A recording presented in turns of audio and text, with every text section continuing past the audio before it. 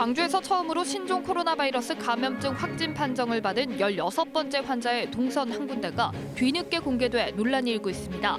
한편 16번째 환자와 접촉한 전체 378명 가운데 우선 감염증 검사를 실시한 158명은 음성 판정을 받았습니다. 신종 코로나 바이러스 감염증 22번째 확진 환자의 접촉자가 1명으로 파악됐습니다. 가족인 16번째 확진 환자와 만나 식사를 했던 지난달 25일부터 자가격리 되기 전까지의 기간은 조사에서 제외돼 비판의 목소리가 나오고 있습니다. 채용 비리 사건으로 경찰 수사를 받던 전남대병원 전 사무국장이 숨진 채 발견됐습니다. 심리적 압박감에 극단적인 선택을 한 것으로 추정되는데 남은 수사에도 차질이 예상됩니다.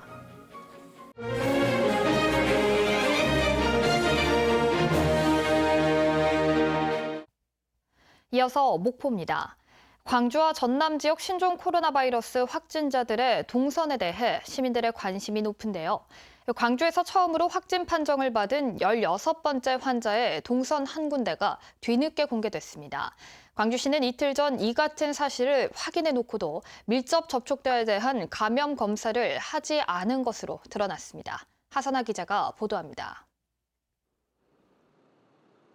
국내 16번째 신종 코로나 바이러스 확진자가 다녀간 것으로 확인된 광주 남구의 한 슈퍼마켓. 광주시는 확진자가 증세를 보이기 시작했던 지난달 25일 이곳에서 계산원과 접촉한 사실을 이틀 전 확인했습니다. 하지만 접촉자인 계산원에 대해 별다른 증상이 없다며 자가 격리 조치만 하고 감염증 검사를 하지 않았습니다. 접촉했던 사람을 다 할 수는 없고 저희가 이제 시설 위주라 이렇게 했었고 이분이 증상이 나타나는지 판단을 해야죠.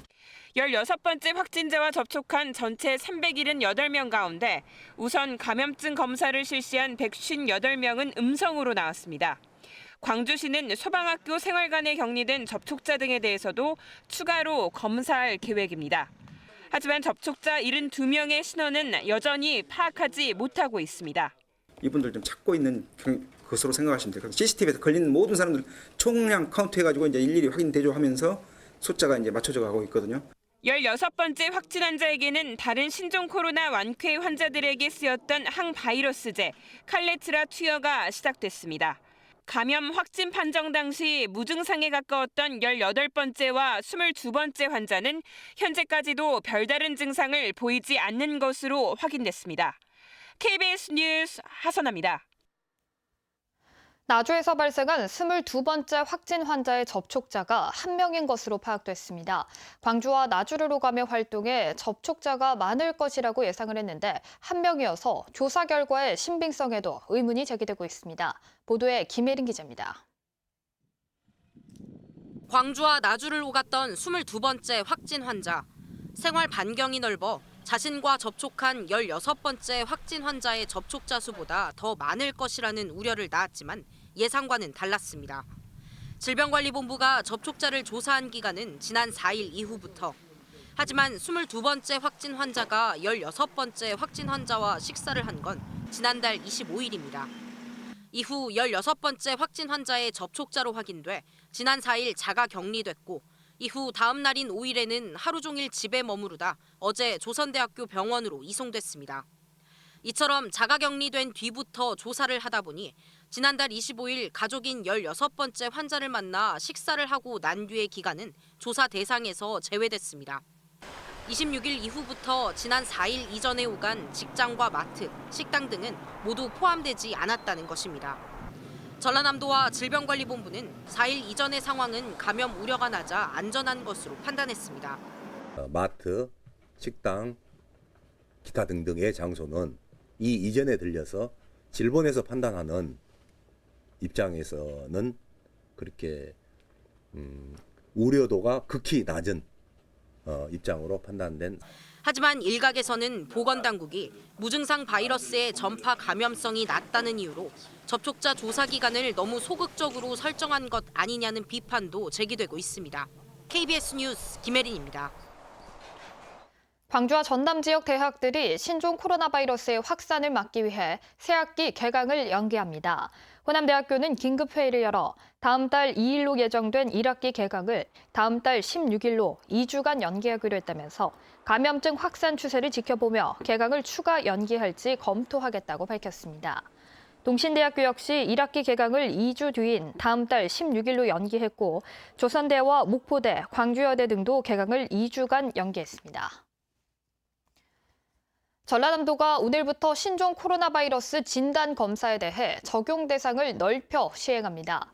전라남도는 진단 검사 적용 대상을 기존 후배 이상 방문자에서 중국 방문자와 의사 소견에 따라 신종 코로나가 의심되는 자로 범위를 넓혔다고 밝혔습니다. 이에 따라 도내 보건소나 개인 병원에서도 역학조사관의 승인 없이 진단 검사에 응할 수 있게 됐습니다. 또 전라남도는 오늘 새벽 의심 증상이 있는 의심 환자 5명에 대해 도 역학조사관의 승인 없이 진단 검사를 실시한 결과 모두 음성 결과가 나왔다고 밝혔습니다. 신종 코로나 바이러스의 확산으로 불편을 겪는 시민들이 많습니다. 취약계층의 어려움은 더욱더 커지고 있는데요. 급식소를 비롯한 복지시설이 줄줄이 문을 닫고 있기 때문입니다. 신종 코로나 바이러스 확산 국면에서 취약계층과 이들을 돌보는 분들의 어려움을 손준수 기자가 취재했습니다. 홀몸 어르신 등에게 한 끼 식사를 제공하는 무료급식소입니다. 평소 같으면 어르신들로 북적여야 하지만 한산합니다. 신종 코로나 바이러스를 예방하기 위해 급식을 중단한 겁니다. 이 급식시설을 찾는 어르신 등은 하루 평균 300여 명. 복지관 측은 즉석조리식품 3일치를 준비해 지급하고 있습니다. 갑작스럽게 이제 공문이 오고 또 이제 퇴근 무렵에 이제 저희가 전달받은 것들이 있어가지고 이제 대체식 구입하는데도 시간이 조금 걸렸고요. 이처럼 문을 닫는 급식소는 광주 지역에만 27곳, 2,400여 명이 대체식품으로 끼니를 해결하고 있습니다. 여기서 살대기 하는데 이러고 문 닫아본게 깝깝하지요. 그리고 여기 와서 점심도 꼭 먹고. 신종 코로나 바이러스가 확산하고 있지만 어르신들이 많이 모이는 경로당 환경은 열악하기만 합니다. 이 경로당에는 마스크나 손소독제 등을 찾아볼 수 없습니다. 마스크는 구하기도 어렵고 가격도 올라 어르신들의 걱정은 이만저만이 아닙니다. 강릉에 가서 손 씻는 거시를 이렇게 제공한다 이런 건 없었어요. 이 옆에 놔두면은 증명은 아마 좀 생각을 좀 달리 하실 거예요. 그런데 누구보다도 한 번이라도 더 씻을까 하고. 신종 코로나 바이러스의 여파로 도움의 손길이 절실한 취약계층의 일상이 더욱 힘들어지고 있습니다. KBS 뉴스 손준수입니다. 채용 비리 사건으로 경찰 수사를 받던 전남대병원 전 사무국장이 숨진 채 발견됐습니다. 최근 수차례 소환 조사를 받았는데 압박감에 극단적인 선택을 한 것으로 보입니다. 김우 기자의 보도입니다. 전남대병원 전 사무국장 김모 씨가 숨진 채 발견된 것은 어젯밤 10시 반쯤입니다. 광주시 동구 한 야산에서 발견됐는데 김 씨가 평소 산책을 다니던 곳으로 알려졌습니다. 휴대전화에는 가족들에게 남긴 미안하다는 문자 메시지가 저장돼 있었던 것으로 전해졌습니다. 숨진 김 씨는 전남대병원 채용비리 사건의 주요 수사 대상자입니다.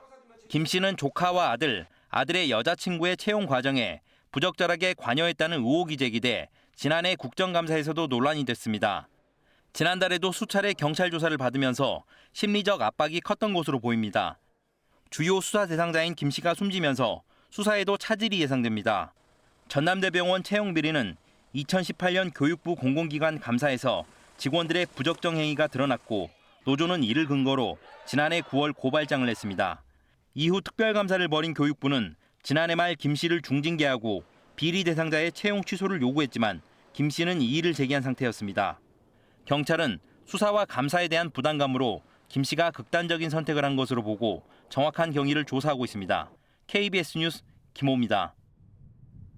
목포 시내버스가 파업 하루 만에 임금 협상을 완료하고 정상 운행에 들어갔습니다.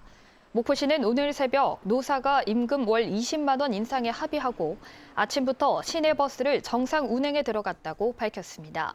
목포시는 회사 측의 인상분 13억 3천만 원을 목포시에서 지원해 소급 지원하고 목포시가 예산을 확보하지 못하면 노조는 임금 인상분을 요구할 수 없다는 단서 조항을 달았다고 밝혔습니다.